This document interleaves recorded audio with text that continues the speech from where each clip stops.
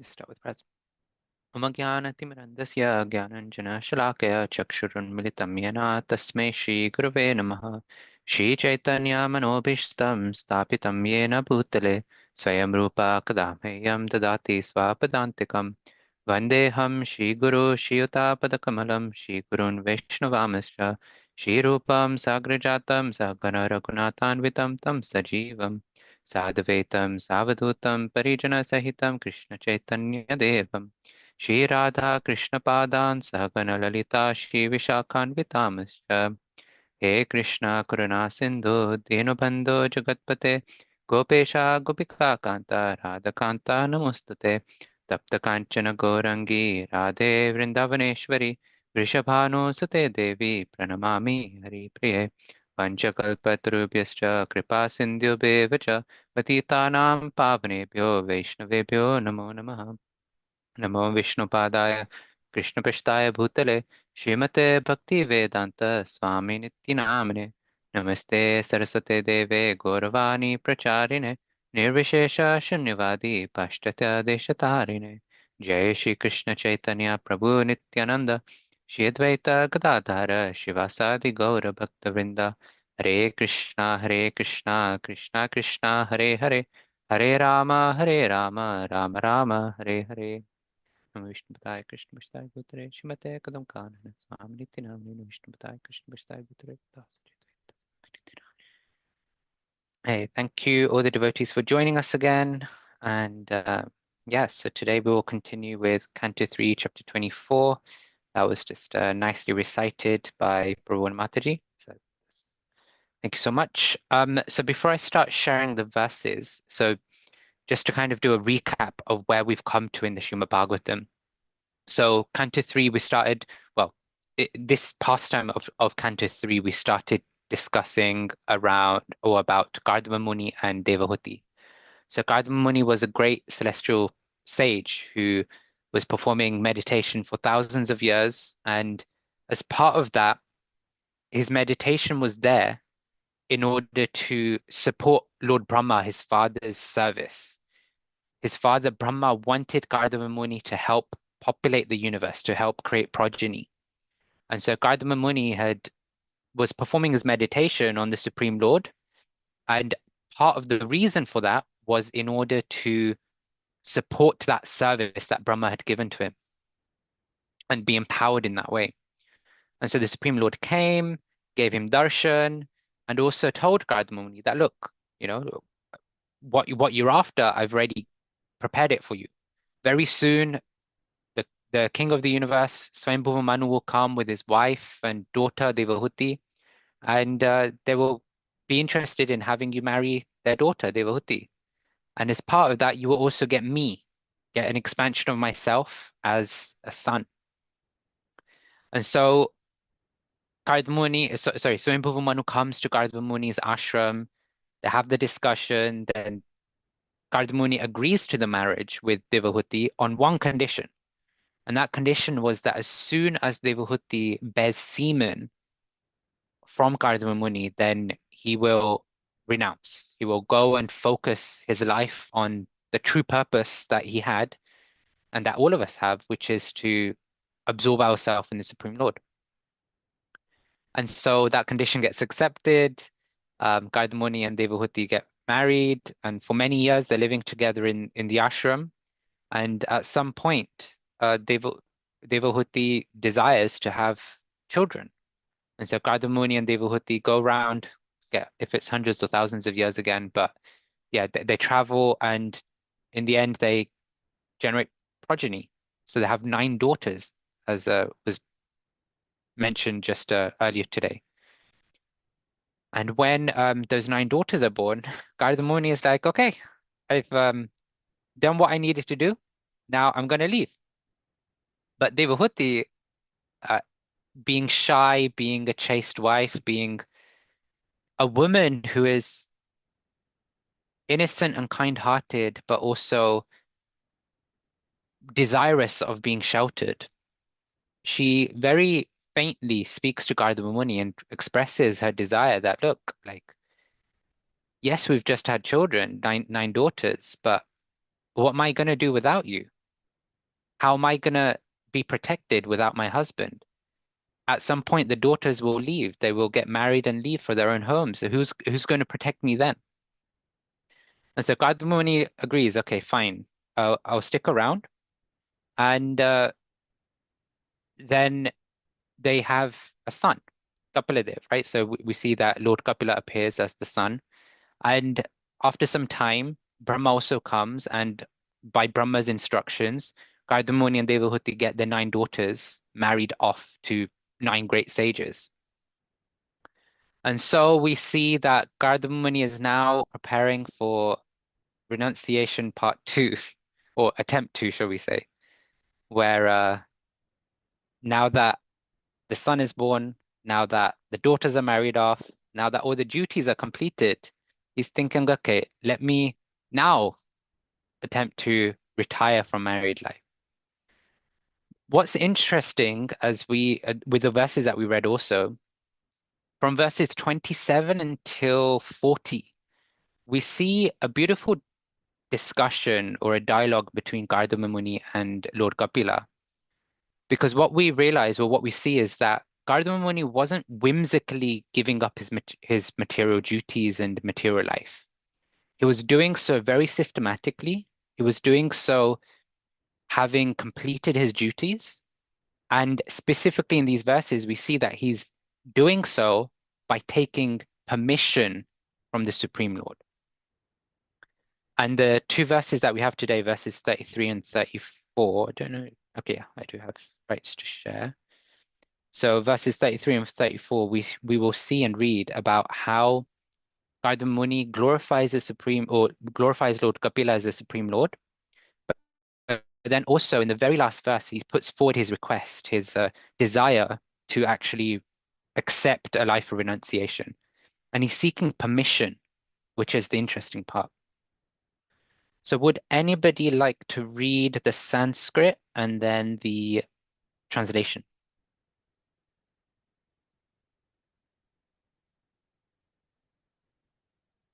No?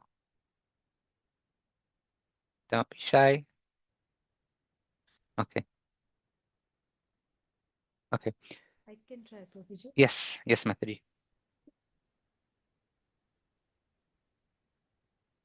Prabhuji, Please go ahead. can you scroll the screen as well, please? Yeah. Yeah, that's fine. Paramam pradhanam purusham mahatmanam kalam kavim trivritam lokapalam atmanubhut yang atmanu atmanubhut yang nugata prapanchanam swa swachanda shaktim kapilam prapadde. Translation by Shlupad ki jai. I surrender unto the Supreme Personality of Godhead, descended in the form of Kapila, who is independently powerful and transcendental, who is the Supreme Person and the Lord of the sum total of matter and the element of time, who is fully cognizant maintainer of all the universes under the 3 modes of material nature, and who absorbs the material manifestations after their dissolution. Purport. Purport as well, Prabhuji? No, I'll go through the purport. Thank you, Thank Mataji. So I'm just going to scroll up a second. So what's interesting as we go through the purport, what we see is that Srila Prabhupada actually starts by elaborating on the first 3 verses. And what he starts to do is really give an analytical presentation of the verse, which is quite interesting as we go through the verse, because what we see here is that in the previous verses, if we just flick back one here, we see from verse 27, Gardamuni starts to glorify Kapila in different ways, right? So he talks about how, he calls him the Supreme Personality Godhead. He's giving different descriptions of my dear Lord, who are always increasing the honor of your devotees, descending in my home just to fulfill your word and disseminate the process of knowledge. We hear about the lotus feet of the Lord.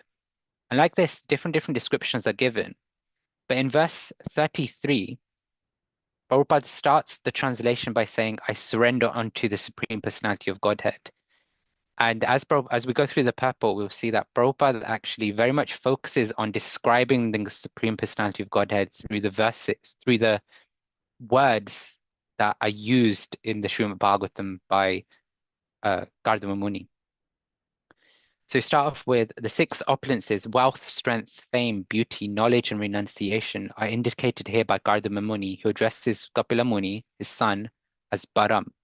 The word Param is used in the beginning of Srimad Bhagavatam in the phrase Param Satyam to refer to the Summum Bonum, or the Supreme Personality of Godhead.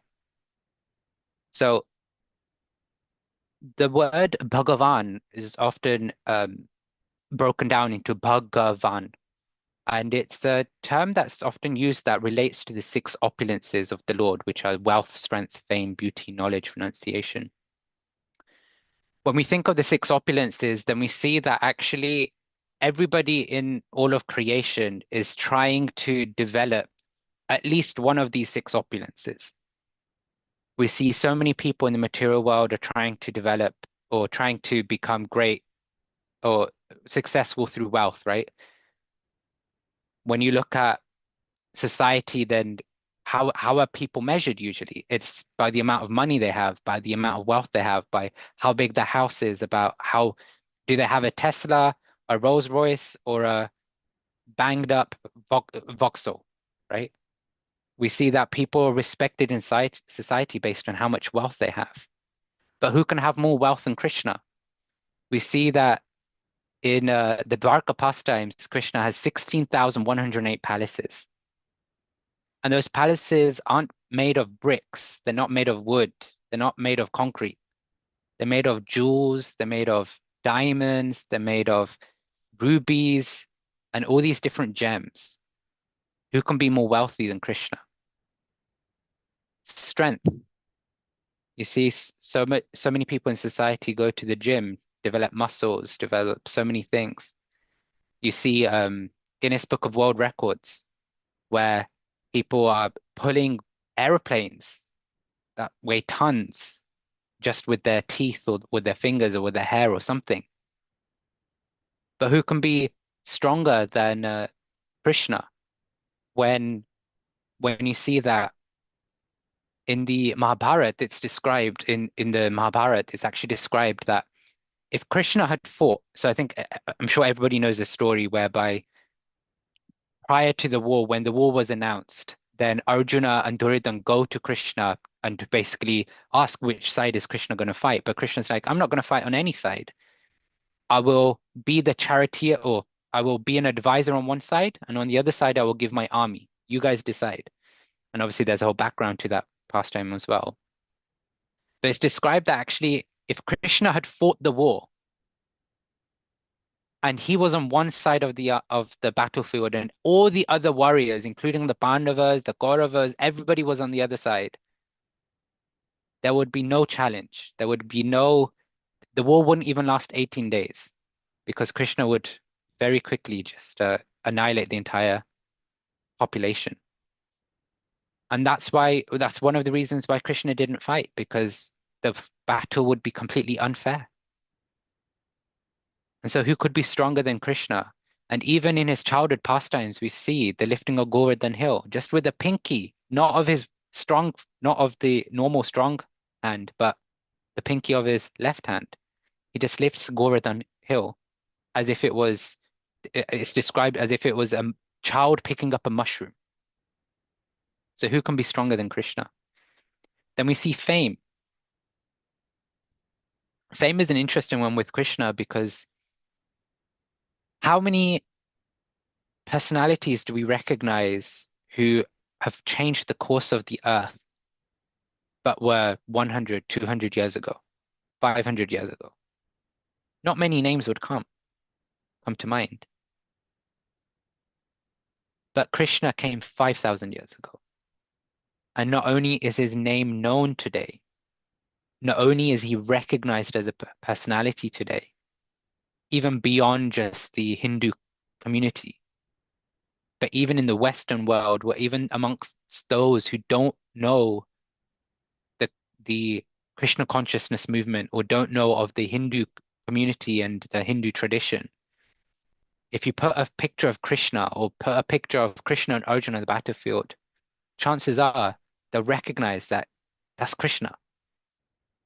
Because not only is Krishna known, but he's recognized, he's famous, and his fame is ever increasing as time goes on.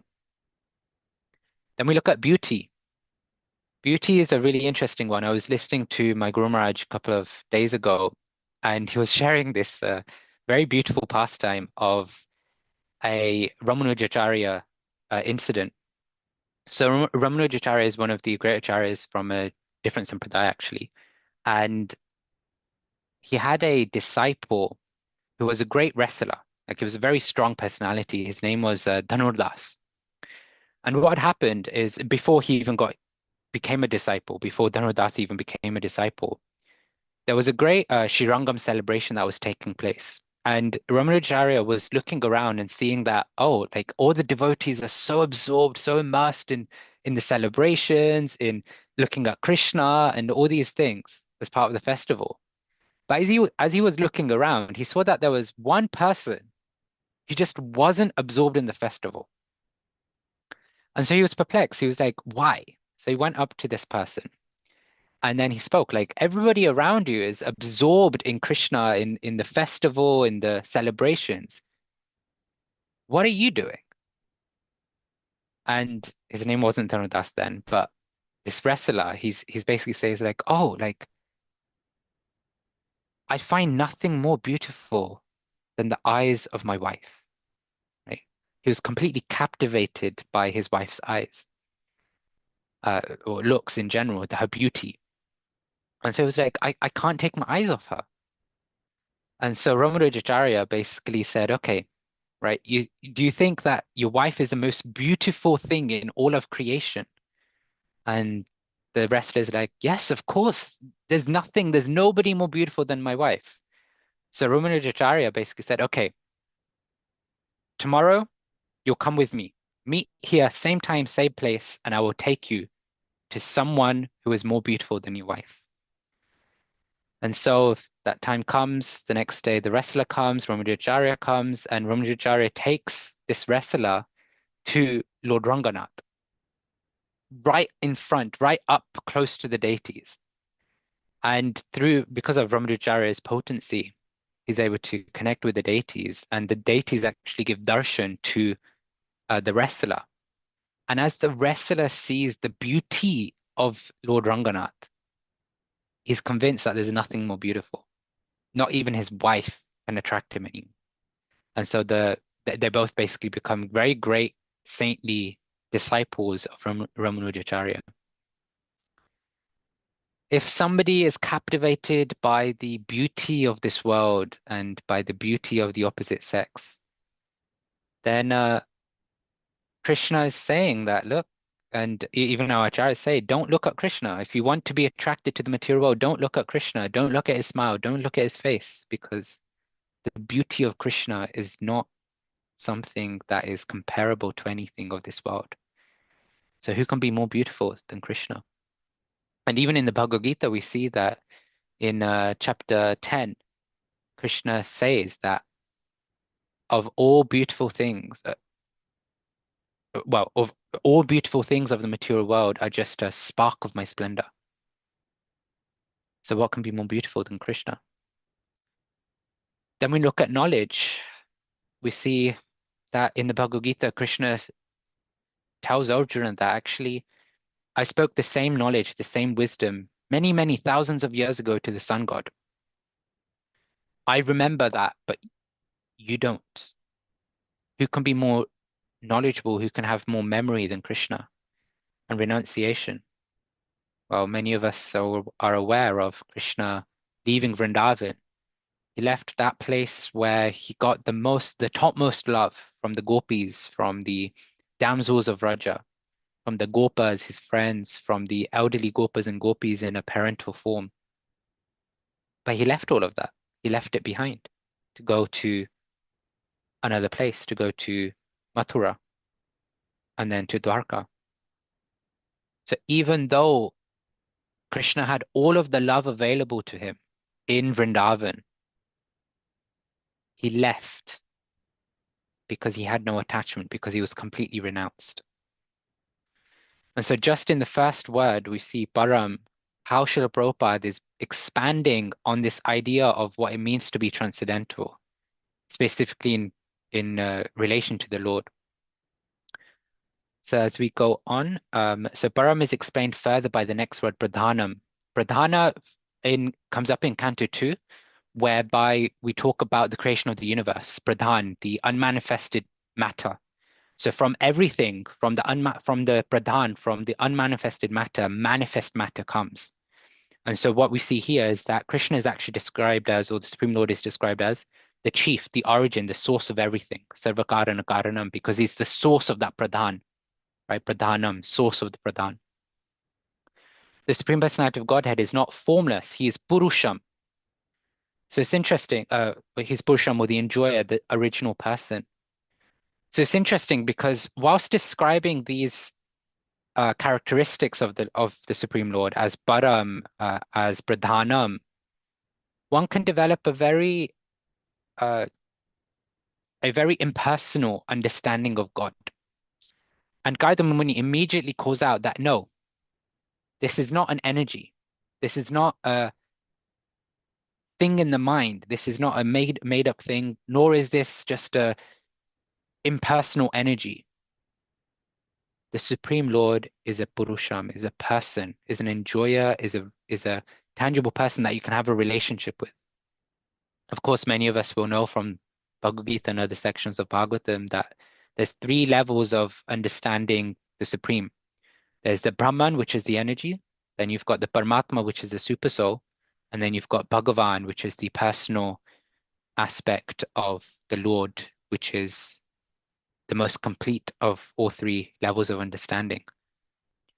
Oftentimes, when we talk about these levels of understanding the Lord, we say that they're not incorrect. None of the three are incorrect. They're just different degrees of completeness. And sometimes we use the analogy of a train where, um, in a story form, we talk about how there's three kids who have never seen a train before. And they hear about, oh, there's a train. And so they go to the mom, but what is a train? What does it look like? What do we do with the train? And so the mother takes the three children, like, okay, come with me. She takes the three kids to a train station and they're waiting for the train. And so the mum is saying, the train will come, the train will come. Just listen out for it. So as the train is coming from the distance, what happens first is as it's coming around the corner, the very first thing that the children take note of is that there is a sound, choo choo, and then there's smoke coming out of the engine, the steam, right? It's a steam engine. And so the kids are like, oh my gosh, that's a train, that's a train. And the first kid is thinking, that's a train, it's smoke and it's sound. And so it runs back to its mum and says, Mum, I know what the train is. It's smoke and it's sound. Is that incorrect? No. Is it complete? No. So the other two children are still waiting at the train station. They're waiting, okay, maybe there's more. Maybe there's more to come. So as the train now comes around the corner in visible proximity, then both of the children start seeing, oh, the train has headlights. It's light. It's got some light and it's a big box, right? It's like a massive box. So then the second kid goes to mummy and goes, Mummy, I know what a train is. It's smoke, it's sound, it's got light, and it's a big box. Is that incorrect? No. Is it complete? Also no. And so the third kid who's still at the train station, he's waiting, he's waiting, he's waiting. He sees that the train comes, stops at the train station. He sees that people are coming out of the train, going into the train. He himself goes into the train. He sees that there's seating there. He sees that there's places to rest. He sees that there's desks or like small tables. He comes out and he goes to his mum, I know what a train is. On one level, it looks like it's smoke. It looks like it's sound. On a second level, it looks like it's light. It looks like it's a box. But on the deepest level, it's all of those. Plus, it's a people carrier. It's a carrier to allow people to go from one place to another, from one station to another. Is that correct? Yes. Is it complete? Now, yes. And so in the same way, when we talk about Brahman, Paramatma, Bhagavan, we often use that analogy where Brahman is very much like the smoke and the sound, right? Or in terms of Krishna, it's the effulgence of the Lord. Then when we talk about Paramatma, we see that there's a form with the train. So we can see that it's a box, there's light there. So there's some characteristics. And so Paramatma is seen as the localized version of the Lord. But then Bhagavan is seen as the personal aspect of the Lord because there's actual relationship. There's actually other things that are going on deep within, just as with a train. It's not just a box, it's actually a carriage where people can interact and do things. So oftentimes we describe the three levels like that. He's the time element and is all cognizant. He knows everything, past, present, and future, as confirmed in Bhagavad Gita. The Lord says, I know everything, present, past, and future, in every corner of the universe. The material world, which is moving under the spell of the three modes of nature, is also a manifestation of his energy. And this will be interesting. Parasya Shaktir Vividheva Shruyate. Everything that we see is an interaction of his energies. Shvetashara Upanishad 6.8. Parasya Brahmana Shaktistatedam Akhilam Jagat. This is the version of the Vishnu Puran. We can understand that whatever we see is an interaction of the three modes of material nature. But actually, it is all an interaction of the Lord's energy. This is really interesting because we see that actually almost 2 chapters of the Bhagavad Gita are dedicated to the three modes of material nature, right? So we have chapter 14 and all of chapter 14, predominantly a lot of chapter 17 and even some of chapter 18 actually are dedicated to talking about the three modes of material nature. What are they? Well, I'm sure most of us know.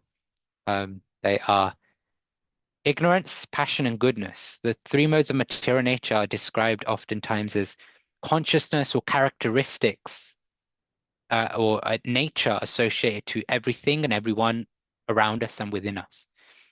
So we see that in chapter 17, it's described that the food can be in different modes. It's described that the act of charity, the act of penance, the act of austerity, all of these things can be, even faith can be in different modes. Even one's worship or devotional service can be in different modes, as we'll find out in Canto 4.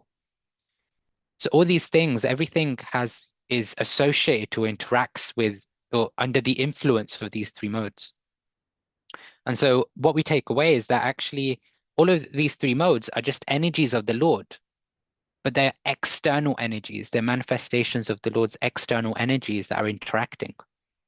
And so as devotees, what we're trying to do is actually transcend, go beyond the three modes of material nature because we don't want to be entangled in the three modes. We don't want to be entangled with material energy. Rather, we want to be associated to Krishna's personal energy, the spiritual energy. So how do we do that? Well, it's described that the best and most sublime way to transcend the three modes is to use the modes to transcend, is to understand how to leverage the modes in such a way that we can actually connect to Krishna, which is in the mode of pure goodness.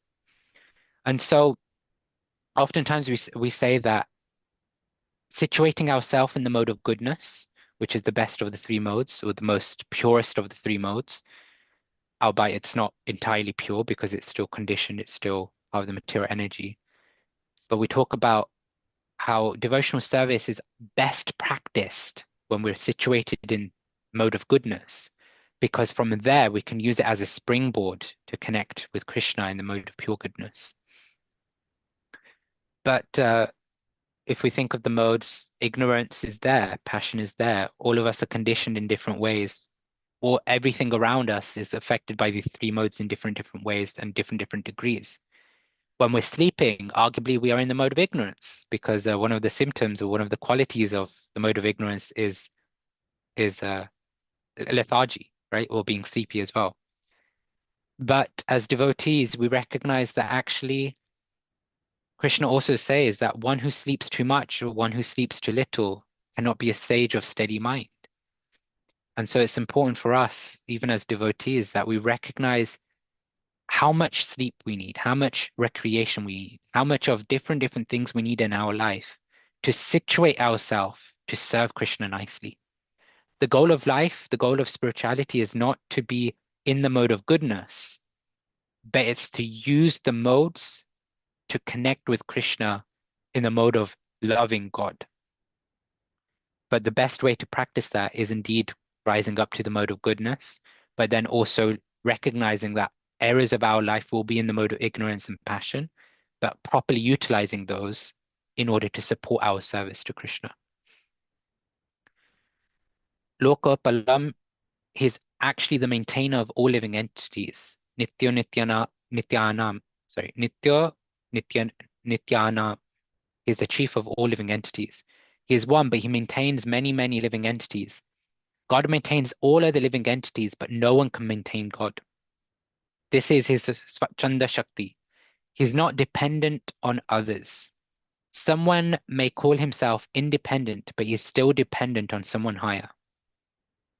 The personality of Godhead, however, is absolute. There is no one higher than or equal to him. This is interesting for me, just reflecting on it, because when I was reading this, I was thinking, the Lord is not dependent on anyone. Everything is maintained. Even we are maintained. Even our actions are maintained. Even our karma is maintained by the Supreme Lord. And yet the Lord is so merciful that just to help us connect with Him, just because we need Him, the Lord manifests Himself in the form of a deity so that we can look after Him. And that's a beautiful connection of love from the Lord to us, because the Lord has no need to manifest as a deity. Let's be honest, right? The Lord comes because he wants to, right? We understand from Bhagavad Gita that the Lord comes for the pleasure of the devotees, to annihilate the miscreants and to reestablish Dharma. But when we go through the commentaries of the Acharyas, we understand that actually the Lord has no reason to do any of these things. Just by a click of his fingers, just by his glance, he manifests the material creation and he populates the universe. Do you think he needs to come down in order to annihilate miscreants? Do you think he needs to come down to give bliss and joy to his devotees? No. Does he need to come down to establish dharma? Absolutely not. He comes down purely for his own pleasure.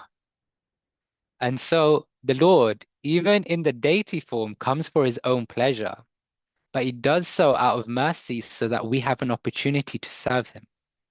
Because, at least I speak for myself, if I didn't have a tangible way to connect with Krishna through a deity form or something like that, a rascal like me wouldn't even think about worshiping the Lord, wouldn't even think about connecting with Krishna. I'd just be so absorbed in the tangible things around me, trying to find enjoyment for my senses. But the Lord comes in his deity form just to help us connect with him.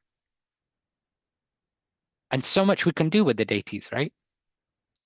If we want to connect in a parental way, we can dress the Lord, uh, we can feed the Lord, we can anoint the Lord in so many different ways, out of service or out of like parental sort of affection.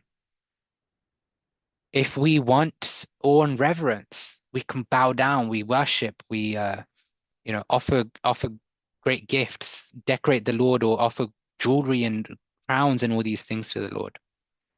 If we want to connect out of friendship, we can connect with the Lord through offering prayers, through offering our words and sharing our life with the Lord, with the deities, sharing what's going on. If we want to connect conjugally, then we can endeavor to always be connecting with the deities, to always be connecting with the Lord in different ways. So much we can do by the mercy of the deity.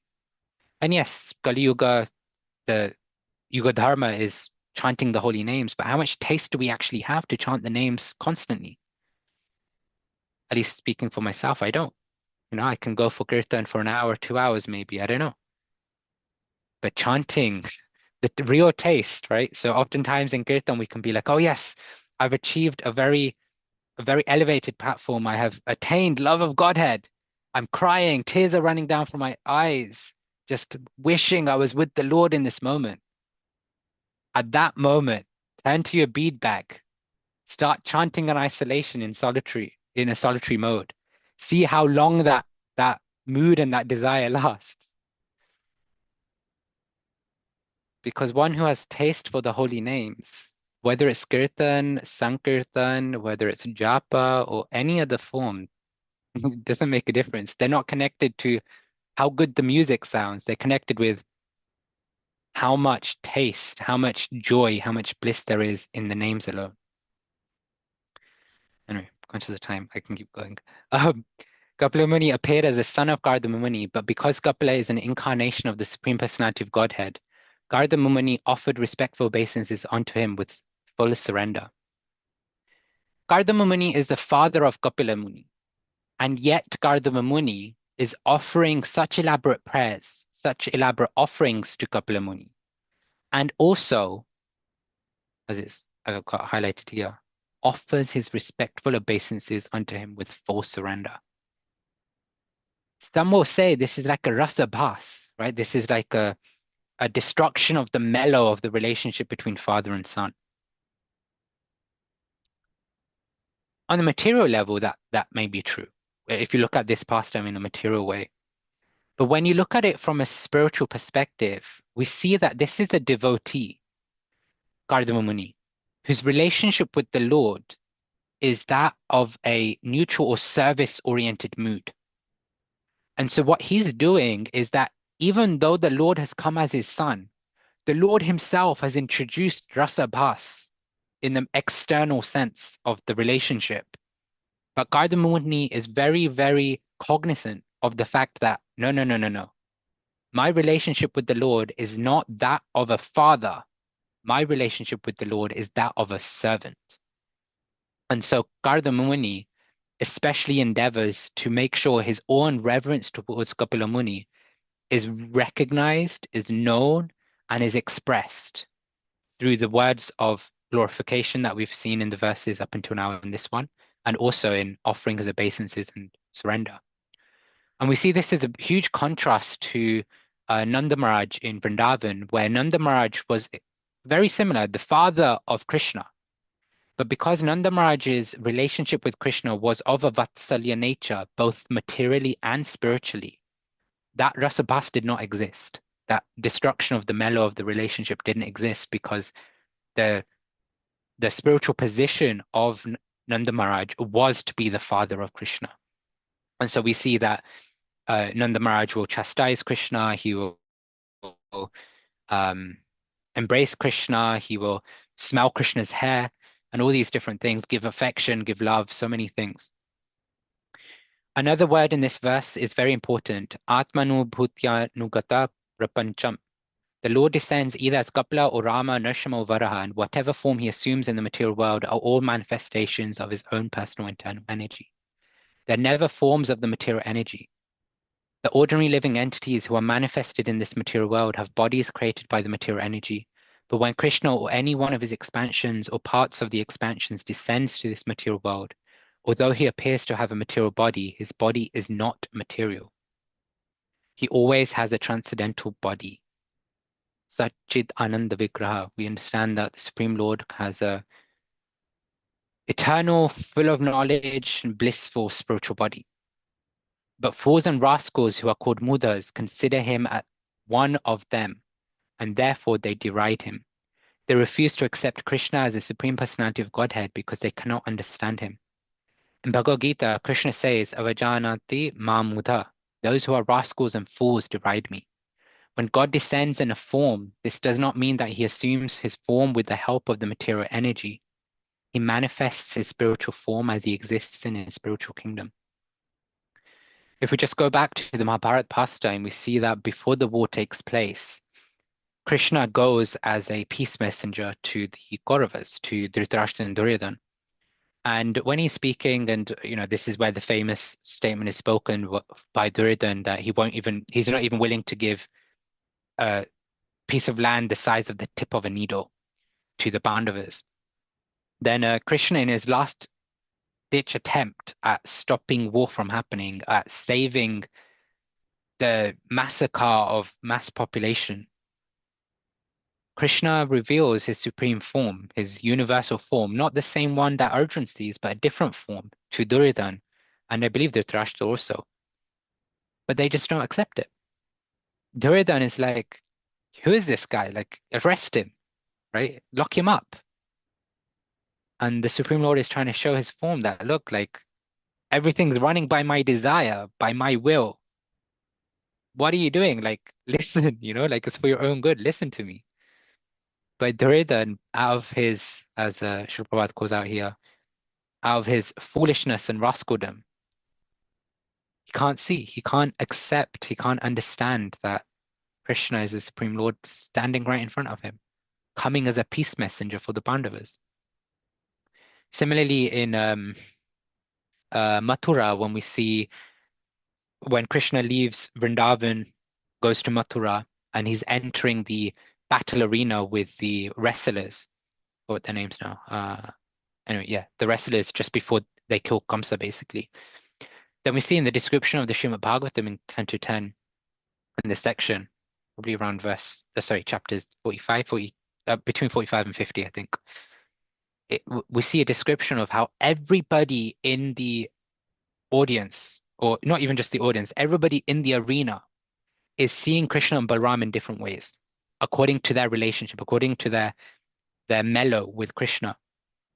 We see, I think it's described that the women see them as like Cupid, um, different things, and with I think it's the wrestlers, he's seen as thunder, and with Kamsa he's seen as death personified. The Lord, the Supreme Lord, comes in his form as Krishna to the battle arena of Mathura. Everybody is seeing different beautiful things about Krishna and Balaram based on their form, based on their love. And yet, Kamsa is seeing him as death personified. Because he has no vision. He has no vision to see that this is the Supreme Lord, the most lovable object, but not even object, the lovable person. Because, as Prabhupada says here, they refuse to accept Krishna as the Supreme Personality of Godhead because they cannot understand him. We as devotees, we have a great fortune that somehow or another we've been connected to this merciful parampara by Srila Prabhupada's grace. That even if not practically, even if not heartily, but at least philosophically, we can see and read and hear about Krishna being the Supreme Personality of Godhead, the most lovable person, that special friend who's always situated in the heart next to us. And our practice is a process to develop that love, to nurture that love by recognizing him, by seeing him, and seeing his hand behind everything that's happening in our life. And using all of that to not just get to know Krishna better, but to actually love Krishna. And the final thing on this verse that I'll just mention very briefly, he manifests his spiritual form as he exists in his spiritual kingdom. It's really interesting because in this whole paragraph, Srila Prabhupada is really emphasizing this point that the Lord doesn't come down in a material form. He doesn't connect with the material energy like you and me, because he comes in a transcendental form. He comes in a form that directly descends from the spiritual kingdom. And what we hear and see through the scriptures and through the acharyas is that the Lord doesn't just come on his own, he comes with his entourage from the spiritual world, like the devotees, like the Pandavas and so on. but he also brings down his spiritual kingdom. Vrindavan in India is non-different to the Vrindavan in the spiritual world because when Krishna comes, he brings Vrindavan down. When Chaitanya Mahaprabhu came, he brought Sridham Mayapur down or Navadvip Dham down. And so these places are called pilgrim places or holy places, especially potent in terms of Vrindavan, Mayapur, Jagannath Puri, and so on, because the Lord has manifested them, has brought them down from the spiritual world himself. Okay, so go through verse 34 very quickly. Asva swambhi pritchedya patim prajanam tvaya vatirnarna utapta kama parivrajat padavim astitoham charishya tvam hredi yunjan vishoka. Translation. Today I have something to ask from you, who are the Lord of all living entities. Since I have now been liberated by you from my debts to my father, and since all my desires are fulfilled, I wish to accept the order of an itinerant mendicant. Renouncing this family life, I wish to wander about, free from lamentation, thinking always of you in my heart. We see here in the very last verse spoken by Kardama Muni, because in verse 35, Kapila Muni starts speaking. We see that Kardama Muni has put forward his request. He said, I want to renounce from family life. I want to start wandering about, like going around. So he wants to get, well, not get rid of, but get away from family life.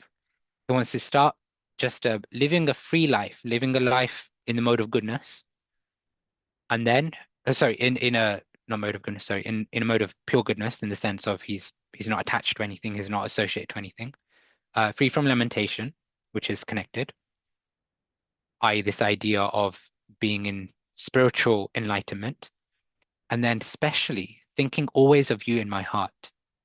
So just this sentence alone, if we think about the three modes of nature, it's really beautiful because it's talking about, okay, I want to be in the mode of goodness because being detached from family life is mode of goodness. I wish to wander about free from lamentation, which is mode of pure goodness because it's actually spiritual minded. But what makes this special is thinking always of you in my heart. He's really taking his meditation to say, I don't want to just be spiritual. I don't just want to be on the spiritual platform. I want to be on the platform of love of Godhead. So, purport. Actually, sannyas, renunciation of material household life, necessitates complete absorption in Krishna consciousness and immersion in the self. So here, most of us will know or be aware of the four ashramas. So you've got your brahmacharya, which is your student life. Then you've got your grihastha, which is your family life. Then you've got the vanaprastha, which is the stage of renouncing family life. And then you've got sannyas, which is the stage of pure renunciation. And Prabhupada's calling out that actually, when one takes the stage of sannyas, it's not one to be taken whimsically, because the fundamental requirement is to be completely absorbed in Krishna and immersion in the self. So we see that Kardama Muni, he actually let me read on and then we find out. One does not take sannyas, freedom from family responsibility in the one does not take sannyas, freedom from family responsibility in the renounced order of life, to make another family or to create an embarrassing transcendental fraud in the name of sannyas.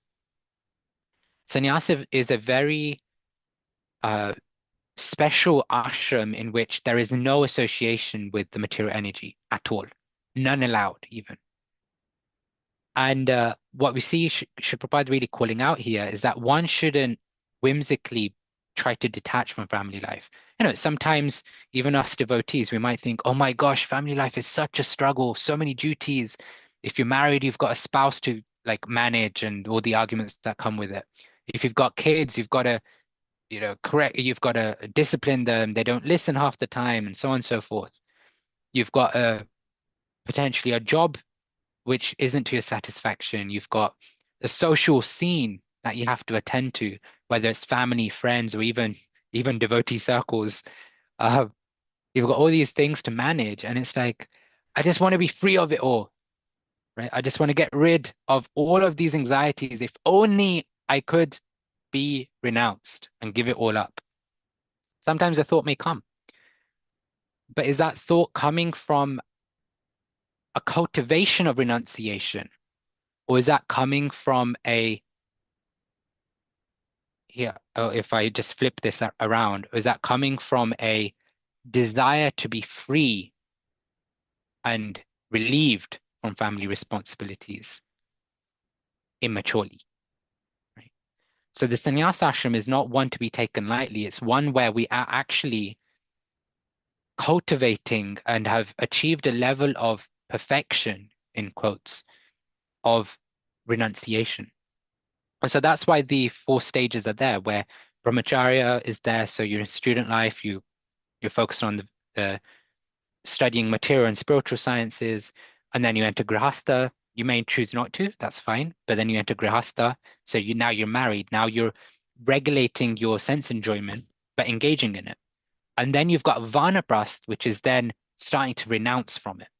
So you've got regulation in grihastha, but then you've started to cultivate a restraint in vanaprastha. And once that restraint becomes a part of you, then you can enter into sannyas because that restraint is no longer something you're fighting. It's not that you're having to endeavor to restrain yourself from the material household life, but rather you've cultivated a level of detachment through your endeavors, through your spiritual practices, that you no longer desire to be engaged and absorbed or even interact with the material energy in the same way. The sannyasi's business is not to become proprietor of so many things and amass money from the innocent public. A sannyasi is proud that he is always thinking of Krishna within himself. So that's another measure that we can take.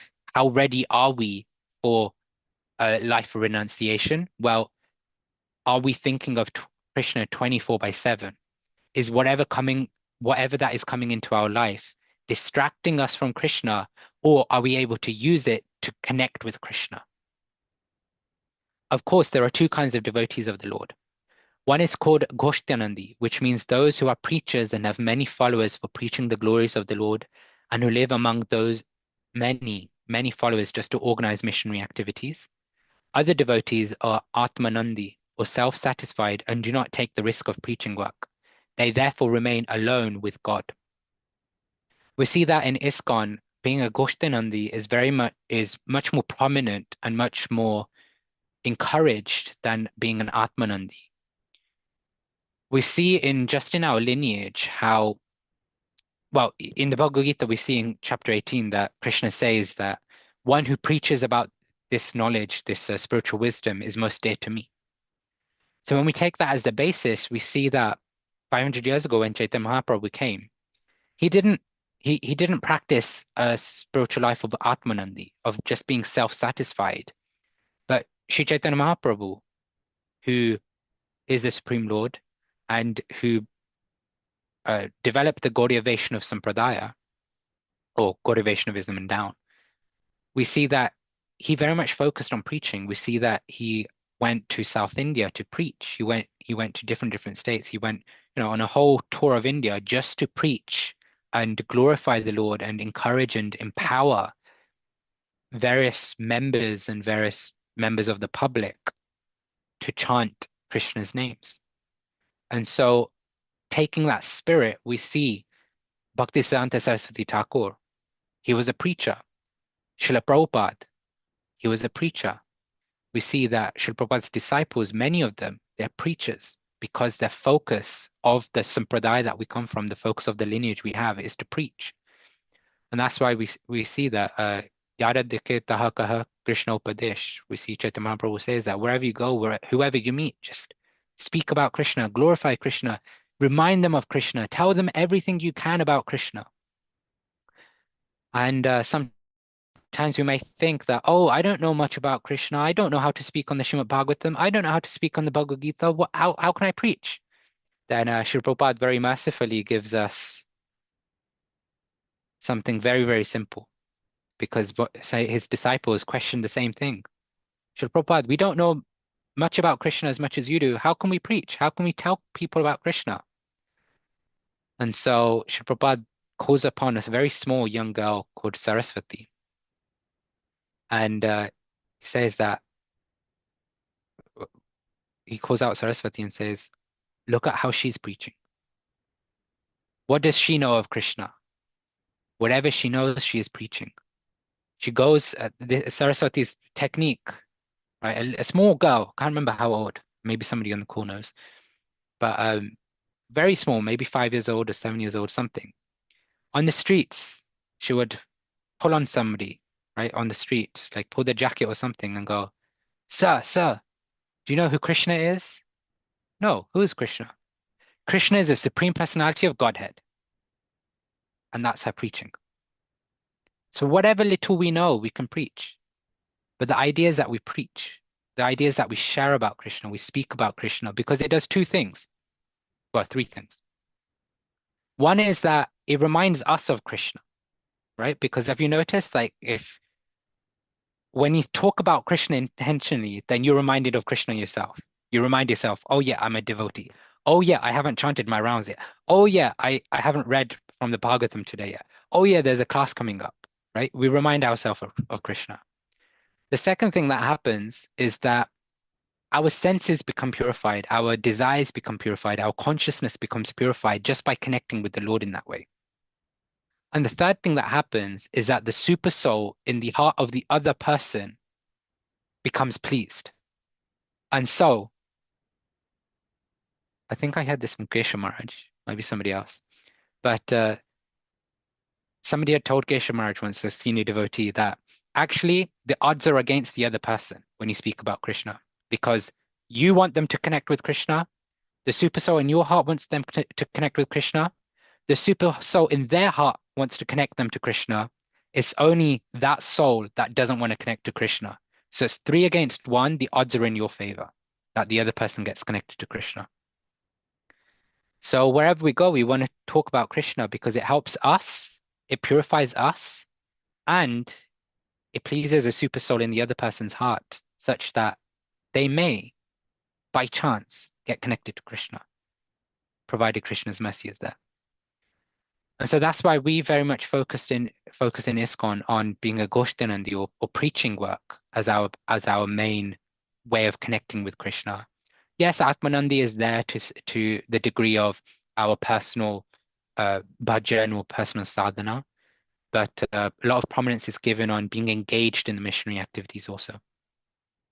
And we see in this classification was Kardama Muni. He wanted to be free from all anxieties and remain alone within his heart with the Supreme Personality of Godhead. So Kardama Muni was actually an Atmanandi. Parivraja means an itinerant mendicant. A mendicant sannyasi should not live anywhere for more than 3 days. He must be always moving because his duty is to move from door to door and enlighten people about Krishna consciousness. That is what a sannyasi does. That is why you see that a sannyasi, even in ISKCON, for the most part, will not remain in the same place for too long. So I will stop there. Hare Krishna, Krishna Krishna, Hare Hare, Hare Rama, Rama Rama, Hare Hare. Bhat ki jai. Any questions?